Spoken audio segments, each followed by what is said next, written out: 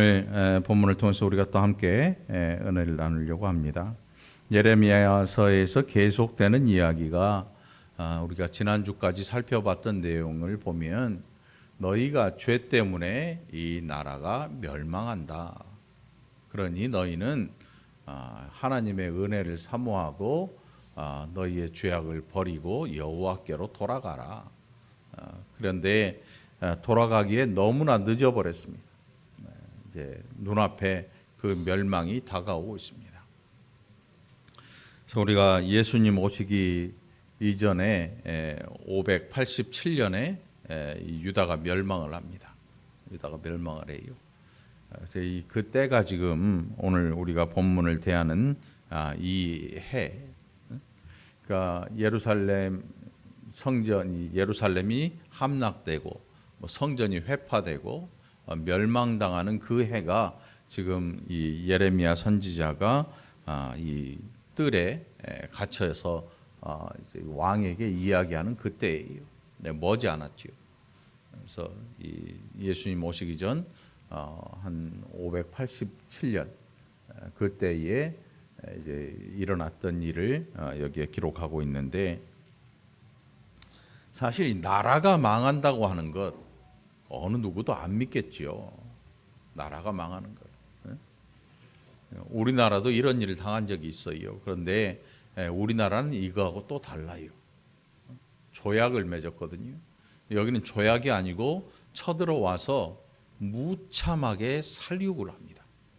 그 살육의 이유가 뭐냐 하면 그들의 죄악 때문이에요. 죄악 때문에. 그래서 오늘 이 본문 말씀에 특별히 39장에 보면, 본문에 좀 뒤로 지나가서 39장 10절에 보면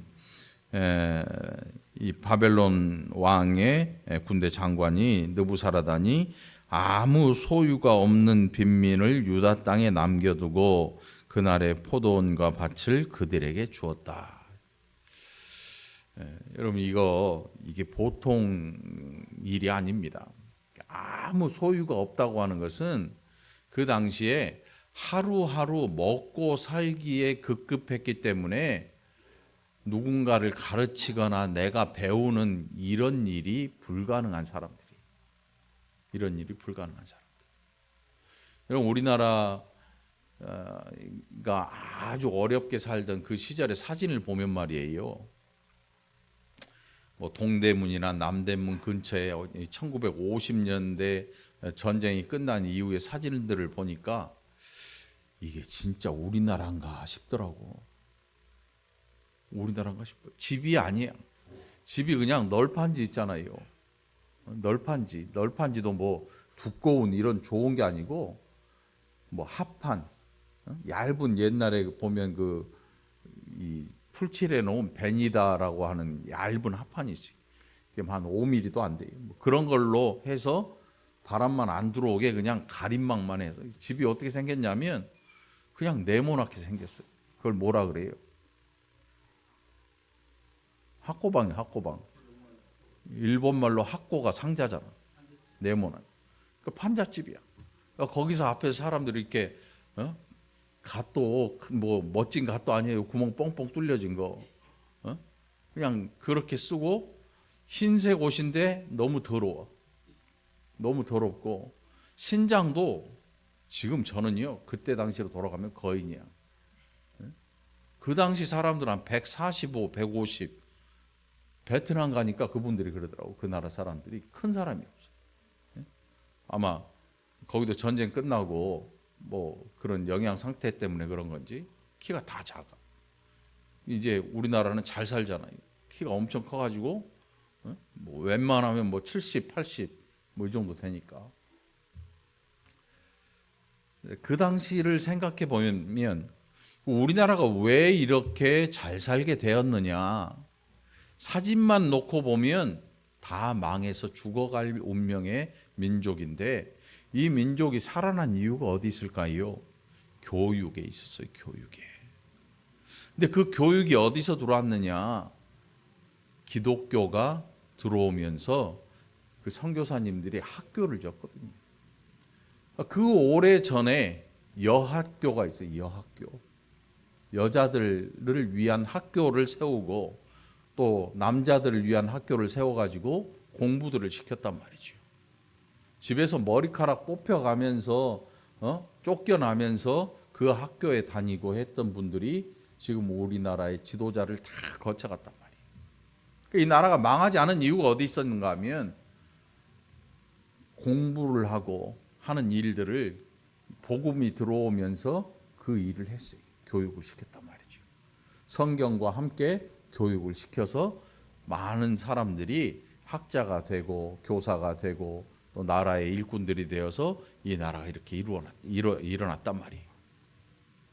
근데 예루살렘, 이 유다의 심각한 일이 뭐냐 하면 이 사람들을 남겨놓았는데 이 사람들이 교육을 받거나 율법에 관심이 있거나 그런 사람들이 아니야. 그냥 밭 갈고 농사하고 뭐 이런 일에는 열심히 하는데 공부와 율법이나 하나님의 말씀을 배우는 이런 일에는 전혀 무지. 왜 이런 일을 했을까? 바벨론 왕의 그 장관이 자기 마음대로 한 게 아니라 아예 문화를 말살할 생각을 가지고 종교를 말살할 생각을 가지고 귀족들을 어마어마하게 잡아갑니다. 잡아가고 그뿐만 아니라 잡아 죽이는 것도 엄청나게 잡아 죽여요. 여태껏 없었던 살육이 예루살렘 성문에서 일어나 성 안에서 일어나고 그리고 이제 아무것도 없고 모두 알지도 못하는 사람들에게 농사 이 포도원을 맡기고 가요.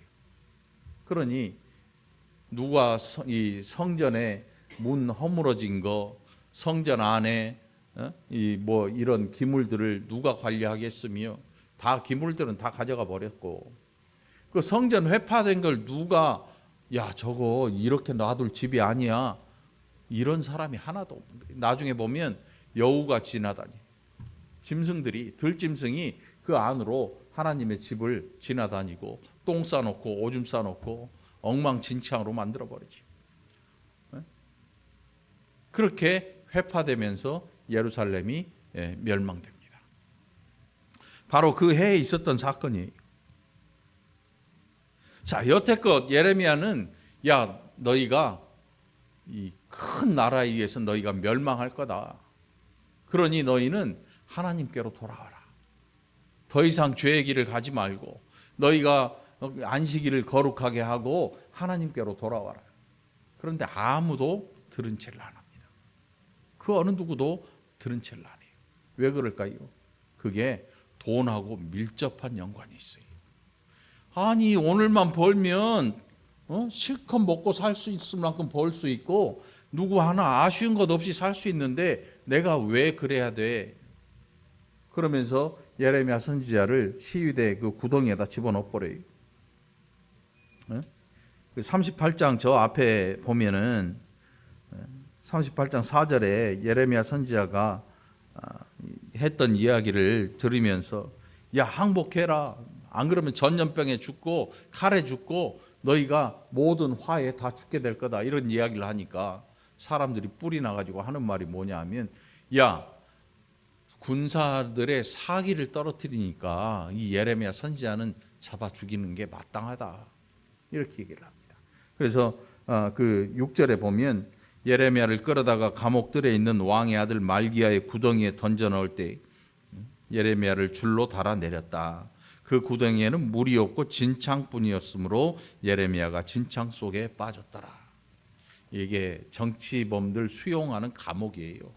왕의 아들의 집에 지하에 땅굴을 파놓고 거기에 사람의 힘으로 올라오지 못할 만큼 파놨으니까 먹을 것도 없고 물도 없어요.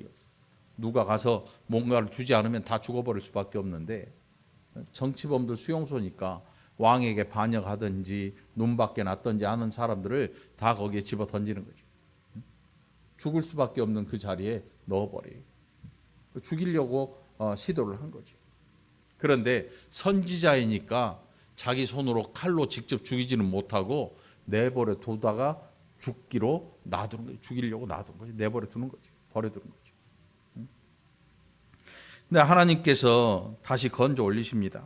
이방 사람을 통해서 건져 올리셔요.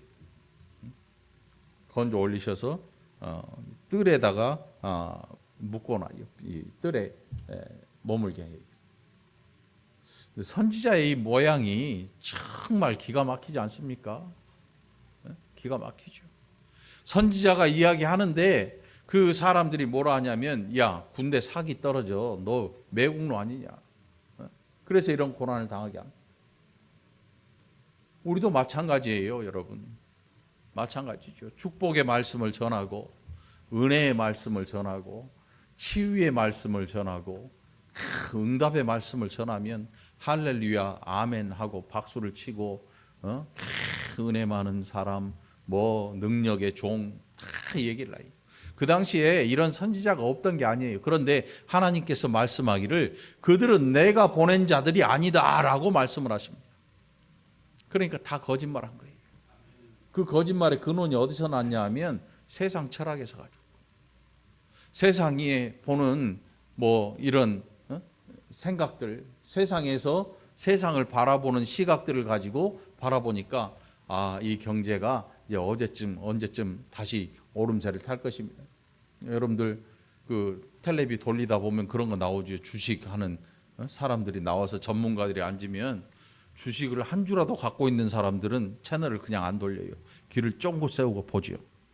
그러면 그 사람이 하는 얘기가 뭐예요?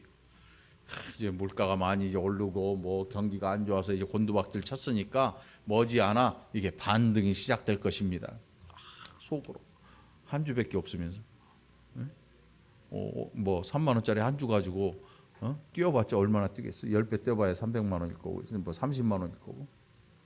그러니까 아무튼 이만한 거 하나 가진 사람도 그걸 보면 그래 좀만 버티자, 버텨.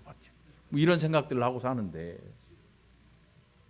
선지자들이 이런 생각을 가지고 백성들에게 하나님의 말씀이라고 그걸 전하니까 어디서 많이 들은 얘기인데 그럴듯하거든요. 그러니까 박수를 보내는 거예요. 왜? 들어서 기분 나쁜 소리가 아니면 좋아해. 누군가 개업했는데 이거 망합니다. 목사가 가지고 해봐요. 뭐 들고 나올 것 같아요? 몽댕이? 소금 들고 나올걸? 소금, 왕소금 들고 확 뿌릴지 몰라.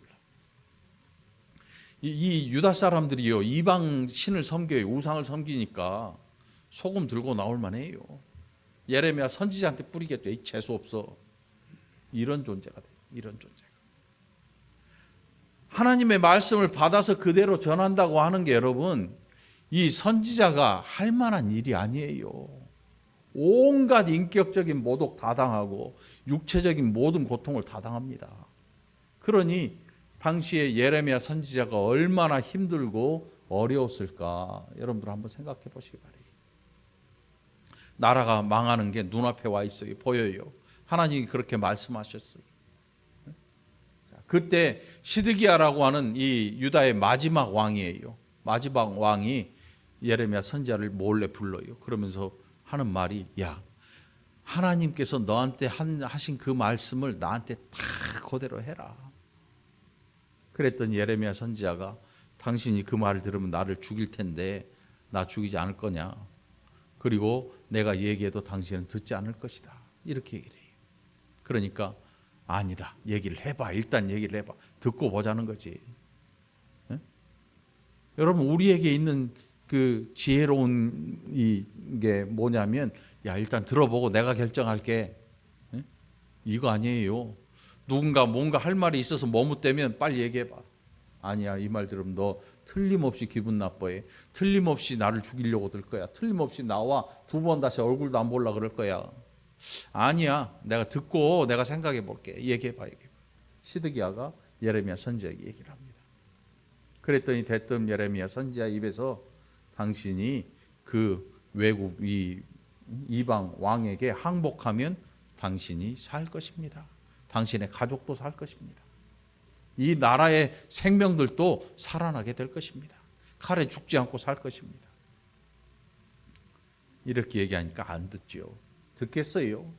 왜냐하면 도망가서 다시금 세력을 펴고 돌아오면 된다고 생각을 하거든요. 옛날 고대 왕들은 그랬어요. 다급하면 가까운 친척 나라나 통혼했던 그래서 사돈 나라로 도망가요. 거기서 힘을 좀 길러가지고 다시 돌아와요.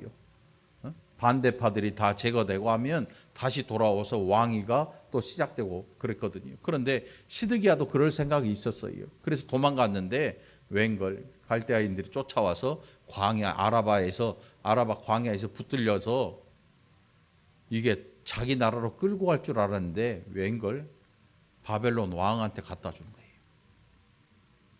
이유는 다른 거 없어요. 그 당시에 바벨론이라고 하는 이 짐승 같은 나라를 다들 두려워해요. 그래서 그 나라의 왕이 원하면 그냥 눈 딱 감고 행해야 돼요. 왜? 안 죽으려면. 얘네들도 갈대아인들도 힘은 있지만 전쟁에서 바벨론하고는 게임이 안 돼. 그러니까 시드기야를 잡아다가 바벨론 왕한테 갖다 줘버려요. 결국 예레미야 선지자가 시드기야에 했던 그 하나님의 말씀이 그대로 이루어집니다. 우리가 보기에 하나님의 말씀은 너무 더딘 것 같아요. 기다려라, 인내해라, 참아라, 사랑하라, 절제해라, 회개해라, 기도해라, 기다려라. 하나님의 말씀이 너무 이루어지는 게 너무너무 더디어요. 예수님 다시 오마 약속하셨는데 그날이 언제인지 아무도 몰라. 올라가신 것을 그대로 기록해 놓은 사도행전도 있는데 그걸 보면서도 우리는 예수님이 다시 올 거라는 생각은 절대 안 하고 살아요. 그리스도인 가운데 예수님이 다시 올 거라고, 내가 살아있을 동안 올 거라고 생각하는 사람이 과연 얼마나 될까? 삶의 계획을 보면 절대 안 그래요. 우리가 자는 이 저녁에 예수 그리스도께서 임하신다는 생각을 가지고 사는 사람들이 과연 몇 명이나 될까? 여기에는 목사, 장로, 안수, 집사, 권사 다 섞어서 누구라도 과연 몇 명이나 될까? 예레미야가 말한 그때, 그리고 실제로 예루살렘이 함락되고 그 나라가 망합니다. 이 나라가 망한다는 거는요, 이게 심각한 일이에요. 우리나라 충청도 땅만한 그 국토를 갖고 있는 나라가 하나 망하는데 더 큰 나라도 망했는데 이게 뭐가 중요하냐? 중요해요. 왜 중요한가 하면 하나님께서 이 나라를 부르실 때 뭐 중국처럼 어마어마한 땅을 주셔가지고 너희들끼리 이제는 잘 먹고 잘 살아라 이런 나라가 아니었거든요. 이 나라를 부르실 때 뭘로 부르셨는가 하면 하나님의 제사장 나라로 부르셨어요. 제사장 나라. 제사장 나라가 뭐냐 하면 누군가 죄를 지었을 때 제사장한테 제물을 들고 와서 내가 하나님 앞에 이런 죄를 지었는데 이 짐승을 대신 내 핏값으로 드릴 테니 이 짐승으로 내 죄를 속하게 해주시오. 이게 제사장의 하는 일인데, 제사장 나라로 부르셨는데 그 나라 안에 있는 사람들의 문제만 아니고 온 세상의 죄를 이 제사장 나라인 이 유다가 이걸 감당해야 될 몫인데 이 나라가 망해버렸으니까 막혀버린 거죠. 어딘가에서 하나님의 축복이 내려오고 하나님의 은혜로 죄인들이 살아가야 되는데 이 통로가 막혀버린 거예요. 이 통로가 막혀버렸어요. 그래서 심각한 거예요. 나중에 보면 바벨론도 망해요. 어마어마해서 도저히 망할 것 같지 않던 나라들이 다 망합니다. 특별히 중세 역사를 보면 왕들이 어마어마하게 많았어요. 왕들이 성마다 다 왕들이 있었으니까. 그 나라가 도대체 왜 망해? 그랬는데 다 망해버렸어요. 군주제를 실행했던 모든 나라들이 다 망하고 이제는 민주주의를 하는 나라들이 다시금 막 들어서기 시작했습니다. 여러분 유럽 여행 가보셨잖아요. 일본에는 아직도 천황이 있긴 하지만 그 천황은 정치하는 왕이 아니고 총리가 대신하잖아요. 그러면서 나라들이 형태가 변해요. 우리나라도 마찬가지지요.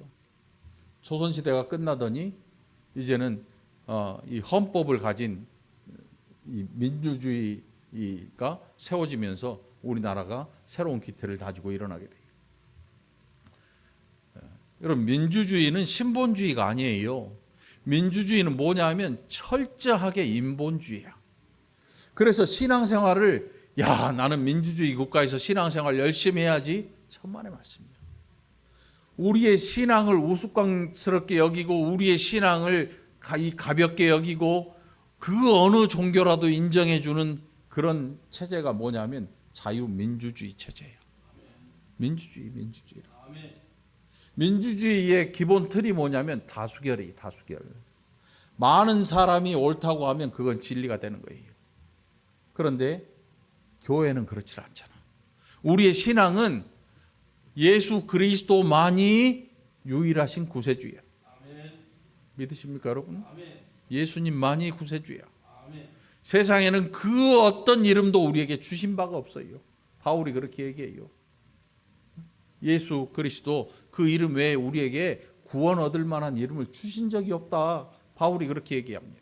그런데 민주주의는 뭐라 그러냐면 아니다. 누구라도 종교의 자유가 있다 그래요. 누구라도 종교의 자유가 있다. 그래서 우리나라의 종교의 수가 엄청 많아요. 어느 누구도 거기에 대해서 뭐라고 하지 않아요. 그렇다고 해서 기독교가 망하느냐? 그렇지는 않죠.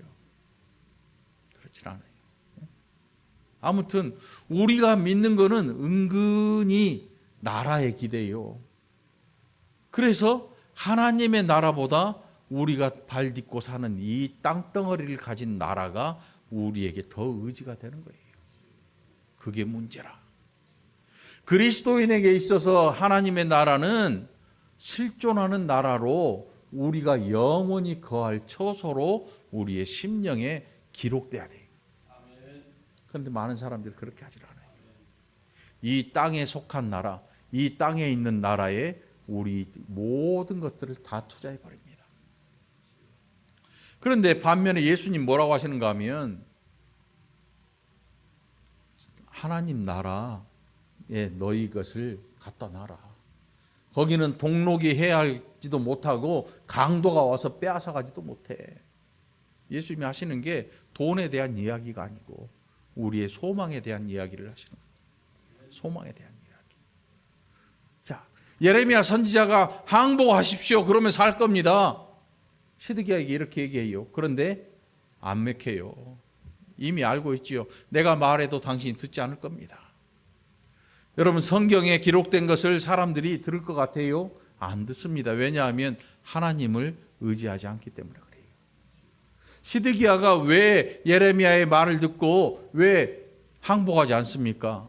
오늘 설교 제목이 뭐예요, 여러분? 항복 어떻게 합니까? 그렇지, 동숙 항복. 두 손 번쩍 들고. 우리는 이럴 때 두 손을 들지. 이건 아니지. 주먹 쥐고 두 손 든 건 뭐야? 초등학교 때 벌 받을 때 아니야. 복도에서 벽에다가 딱 붙어가지고 이렇게 손 들고 있으면 선생님들이 왔다. 너 뭐 잘못했냐? 출석부로 한 대 때리고 가고. 항복하라. 그러면 살리라. 예레미야 선지자의 입에서 왜 이런 얘기가 나올까, 여러분? 항복한다는 그 의미가 뭘까?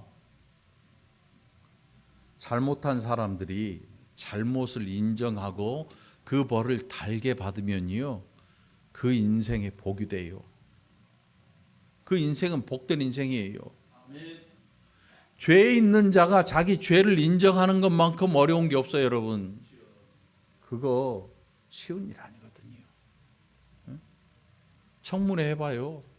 뭐라 그래요? 기억이 안 나네요. 모르겠어요. 너무 옛날이라. 뭐 증거도 없고 뭐도 없으니까 말로 다 해요. 뭐 국회의원들도 물어봐도 확신도 없고 뭐 다 그렇지, 청문회가. 그런데 우리나라 청문회는 그렇죠. 미국 청문회 가면요, 대답 함부로 못 해요. 왜냐하면 아주 혹독할 만큼의 형벌이 기다리거든요. 미국 청문회하고 우리나라 청문회하고 달라요. 법이 달라요. 미국은 법치주의가 무시무시해요. 그럼에도 불구하고 그 나라도 때로는 법을 어길 때가 있어요. 그런데 청문회를 하면 그 청문회에 불려나간 사람은요, 말 대답 한마디 잘못하면 인생이 끝나버려요. 종신형. 당신이 죄 인정하지요? 증거 여기 있어요.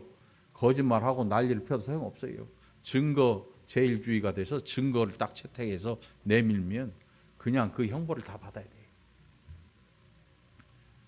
우리나라의 이런 배경 때문에 그런지 우리는 우리의 잘못을 잘 인정 안 합니다. 물론 사람이라는 게 다 그래요. 누가 자기 잘못을 감추려고 하지 누가 꺼내놓고 다 드러내놓고 그래 나 죄인입니다 이렇게 하겠어요. 그런데 하나님 앞에서 우리의 모습은 달라져야 돼요. 예레미야 선지자가 시드기야를 향해서 항복하면 살 것입니다 이렇게 얘기하는 것은 당신이 하나님의 진노와 심판을 두려워하거든 당신의 죄를 인정하고 하나님 앞에 엎드리십시오 이 얘기거든요. 하나님이 지금 바벨론이라고 하는 이 짐승 같은 나라를 채찍으로 쓰셔서 이 나라를 징계하실 것입니다. 그런데 거의 대부분의 사람들은요 고개 빡 세우고 내가 언제 내가 무슨 죄가 있으면 나한테 얼마나 있겠어 뭐 그 정도 죄 없는 사람 나와보라 그래. 언젠가 제가 전철을 타고 가는데 어느 전도사님인가 봐요. 예수 천당 불신 지옥하고 지나가는데 어떤 사람이 성질막 내더라고 그분한테. 물론 그분도 사람 많은 데서 큰 소리로 그렇게 떠들면 짜증이 날 수도 있지요. 그런데 그 듣고 있던 사람이 성질을 내면서 벌떡 일어난다. 야 조용히 해 그러더라고 전철에. 그랬더니 그분이 깜짝 놀라가지고 돌아본대. 나가세 니네 집 앞에 가서 이러니까 예수 믿으세요. 예수 안 믿으면 지옥 갑니다. 죄 때문에 지옥 가요. 그랬더니 이분 입에서 나오는 말이 어떻게 들으면 그럴듯한 얘기가 나오더라고. 뭐라고 하냐면 야 그 정도 죄 안 짓고 사람이 지구상에 누가 있어? 그 정도 죄로 지옥 가? 말도 안 돼. 빨리 가. 사람들이요 거의 대부분의 사람들이 이 정도쯤이야 다 너도 나도. 이게 뭐냐면 구조적으로 썩는 거거든요. 건물이 구조적으로 뼈대가 없이 다 썩어가는 거예요. 그래서 흔들흔들 하다가 마침내 폭삭 넘어지게 돼 있어요. 이게 구조적인 병폐예요. 구조적인 죄악이고. 그러니까 너도 죄, 나도 죄, 다 서로 죄가 있으니까 다 덮어지고 살아요. 여러분 사업 해보세요. 세금 제대로 다 내면 돈 많이 나가잖아요. 해본 사람 알겠죠. 그러니까 뭐 세무사나 이런 맡겨가지고 세금 좀 줄여줘. 영수증 막 갖다 놓고 뭐 물론 제대로 하는 분도 있고 어떤 사람 탈세하다 망신당하는 사람도 있고 그런 식이죠. 야 너도 하고 나도 하고 우리 다 하는데 이게 뭐 죄냐? 이렇게 되는 거예요. 죄가 아닌 게 되는 세상이 우리가 사는 세상이 돼버린 거지요. 그래도 교회 가면 목사님이 축복기도 해주고 막 11조 뭐 얼마 하면 막 간증도 하고 뭐 그거 갖고는 안 되거든요. 예레미야 선지자의 말을 듣고 항복하면 삽니다. 항복하면 살 것입니다. 라고 선언할 때에 우리가 하나님의 주권을 인정하고 납작 엎드려야 돼요. 항복한다는 것은요 바벨론 왕에게 항복한다는 의미도 있지만은 정확하게는 하나님의 주권, 하나님의 심판, 하나님의 진노 앞에 나는 죄인임을 인정합니다. 하나님 잘못했습니다. 이렇게 인정해야 되는 거예요.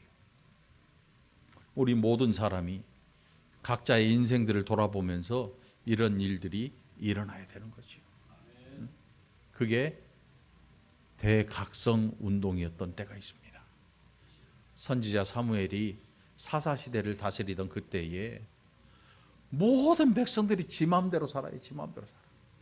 그래서 오늘 이 시대를 한마디로 표현하라 그러면 어떤 시대와 비슷하냐면 사사시대하고 비슷해요. 사람들이 그냥 지 하고 싶은 대로 하고 사는 거예요. 지 하고 싶은 대로.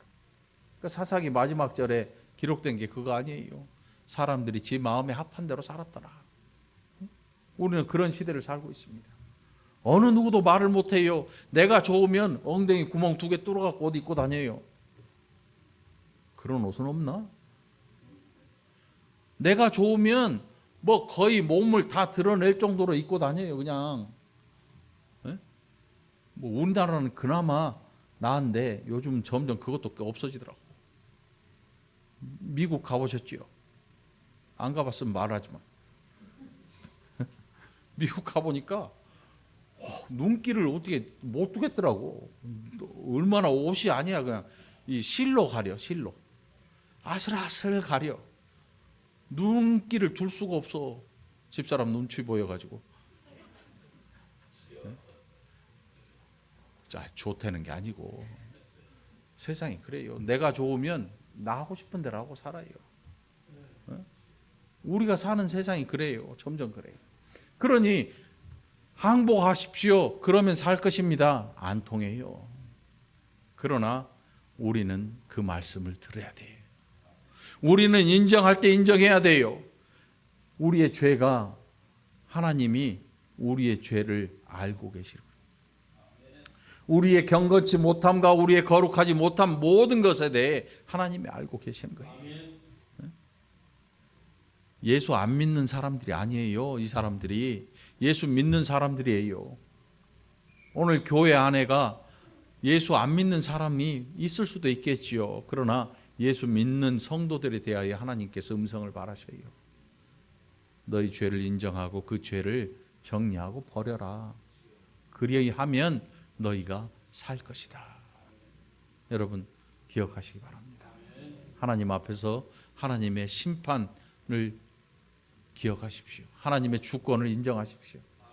하나님이 모르실 거라 생각하면 안 돼요. 하나님이 알고 계십니다. 그걸 인정하지 않으면 안 되는 거지요. 그래서 우리의 항복은 하나님을 인정하는 일인 것입니다. 주의 주됨을 인정하는 것. 그것이 우리의 살 길인 것입니다. 여러분들 늘 기억하시고 늘 하나님 앞에 두 손 들고 나아갈 수 있는 저와 여러분이 되기를 간절히 축원합니다. 기도합시다. 하나님 아버지 감사합니다. 때로 우리의 죄를 인정하기 싫어하고 때로 그것이 죄가 아니라고 생각하고 때로 그것이 하나님 모르실 거라고 생각하며 산 날들이 얼마나 많은지요. 하나님 모든 걸 다 아시고 낱낱이 우리보다 우리를 더 잘 알고 계시는데 이제 우리가 하나님의 주권을 기억하고 하나님의 심판대 앞을 늘 기억하여서 이제는 거룩한 자들로 살아가도록 날마다 노력하고 날마다 버리고 날마다 끊어내는 경건한 백성들이 되게 하여 주시옵소서. 연약하여서 넘어지는 죄 어찌할 수 없지만 그 죄 가운데서도 속히 회개하고 일어나게 하시고 스스로 죄를 계획하고 범죄하는 자가 되지 않도록 성령께서 우리의 마음에 날마다 하나님 귀한 음성 들려주시옵소서. 감사드리고 예수님 이름으로 간절히 기도합나이다. 아멘.